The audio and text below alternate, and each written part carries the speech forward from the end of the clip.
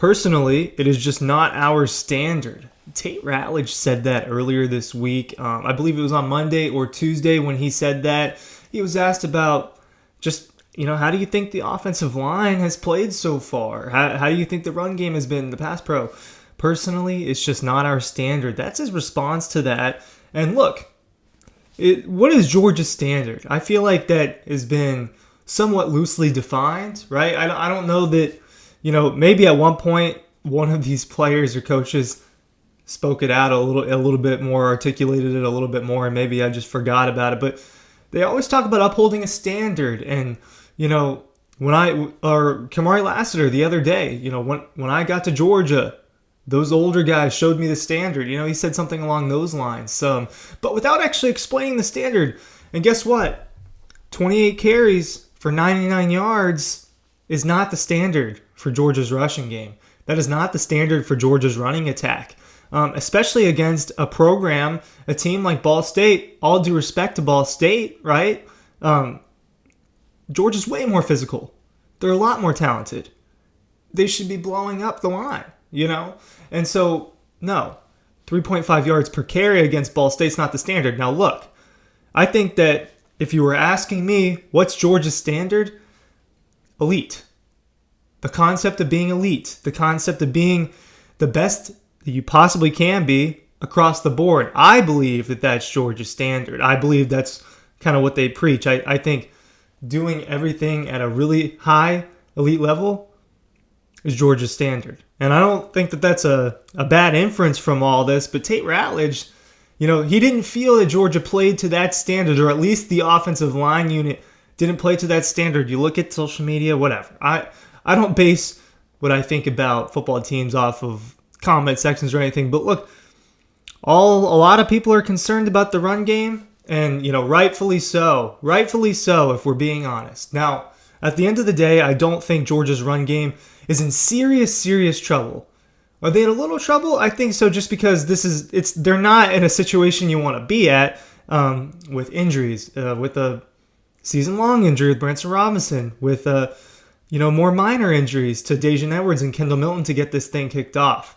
Right? Roderick Robinson's the leading rusher right now. A true freshman. Roderick Robinson is the leading rusher right now because of the situation the running backs are in. Dylan Bell has one of the only rushing touchdowns so far. Right? Brock Bowers, I believe, has a rushing touchdown. So that's kind of the situation that the running back room's in. And so, no. 28 attempts for 99 yards against Ball State. Albeit you win 45-3. You look pretty good as a team. You beat down a team like that. I think they pushed. The spread the dog post used was 42, so I think they pushed on that. But no, that was not the standard. Ryan Curley from Dog Post here, talking about what is Georgia's standard. What did Tate Ratledge have to say? Just a little bit about that. How can they do better against South Carolina? Will it be better against South Carolina? Real quick, newsletter. That link is down below. Make sure you're signing up for that. All the insider stories, like premium stories, free stories, all of it. We're going to push that out to you in your inbox every single day, in the early afternoon range. You don't want to miss it out. You don't want to miss out. Be a Smarter Georgia fan and sign up for our free insider newsletter down below. That's it. That's all I got to say about that. I've got numbers pulled up. You guys know I like looking at these numbers. This is kind of the breakdown of carries against Ball State. Right? And this is not all on the offensive line. This is just the run game just hasn't looked spectacular through 2 games.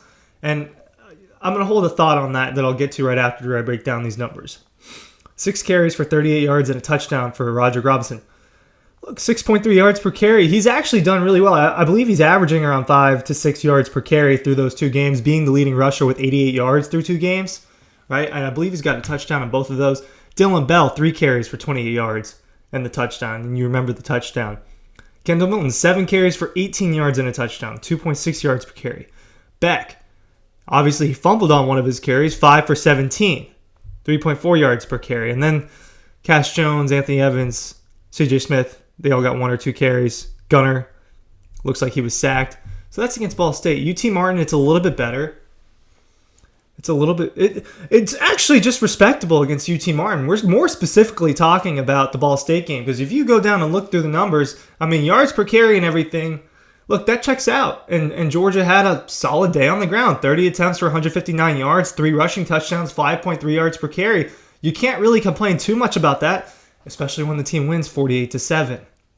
No matter who it is, 48-7 is a great win in college football. We're talking about a 41-point win in college football. I expect Georgia, I think my final score prediction was 44-10 against South Carolina. 44-10.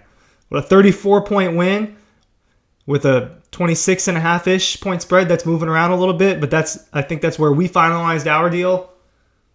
Is that a bad win? 44-10 against South Carolina at home? I think that's a pretty good win, right? For Georgia, the eye test, right? It's not just the numbers. It's the eye test that I think is the quote-unquote issue with a lot of people. It doesn't look like they're just straight up dominating. It took a whole quarter for Georgia to get going against Ball State, right? And then they explode for 31 points after the Mekhi Muse punt return for a touchdown, right? That obviously can give a team a lot of juice. But Georgia, look, that's kind of what they do. Is this not what they do? They win games in different ways.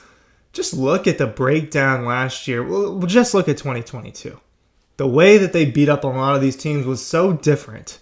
And I think that we just haven't quite seen what Georgia really is yet. Granted, look, Ball State, is in terms of a running game, no, it just didn't look that good. I don't think it's going to look like that every week. And I think that Daijun Edwards is going to be back, and that's going to help out for sure. Is Daijun Edwards going to come in and start rushing for 100-something yards per game and breaking out these 40 and 50-yard runs the way that DeAndre Swift and Sony and Nick and Todd Gurley did? No, but he's going to help because he's experienced. He's been on the field a lot for a lot of important moments. Ran for a lot of yards last year. You expect him to do the same again. He's a good... look, he was a good change of pace back, but now he's going to be asked to do a little bit more. He does a lot of good things between the tackles. And I think he's going to have a bigger role in the receiving game than people realize. So that's what I think Daijun Edwards brings back to the table with this room. It definitely improves it. The offensive line, look, what's the expectation of the offensive line? It's that they're the best unit in the country, if not one of the 2 or 3 best in the country, right? Well, the eye test hasn't shown that quite yet, right? Because it just doesn't look like they've dominated. And now I don't hold a lot of weight into the Ball State and UT Martin games. I don't. Like I said last year, the way they whipped up on Oregon, completely different from the way they whipped up on Tennessee. That's just a great example. The way they whipped up on South Carolina was way different than Samford, which was just swallowing them on defense. Exactly, right? All these games are different. The way they beat Auburn was running all over Auburn. It wasn't this big aerial attack against Auburn. Georgia is a chameleon with the way that they dominate people, and I don't think that changes yet. Kirby Smart, it's different than when you look at a USC or whatever, and it's like, okay, well, Caleb Williams is going to beat you every time, or a scheme where you know exactly how it is that they're going to beat you. I think there's a little bit more mystery with Georgia. I think there's a little bit more mystery in the way that they can beat these teams, and I want people to understand that. And as long as Georgia's winning, I think that there's not a lot of cause for concern. But my final prediction for this is 44-10 against South Carolina. Will the offensive line play up to the standard of being elite against the Gamecocks? I think it'll be a lot closer to that. Thanks for watching. Links are down below.